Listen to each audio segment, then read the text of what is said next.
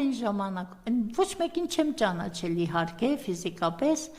բայց այն տղաները ճիշտ էին ասում, որ Ալոնուխան, Ալոնան, էլ չգիտեմ, մեր ղզիկը, մեր կուզիկը, այդպիսի բաներ էին ասում եւ ներկայանում էին որպես ձեր ընկերներ։ Ասում են, տեսնես, Ալոնան դարձավ իշխանություն, արա,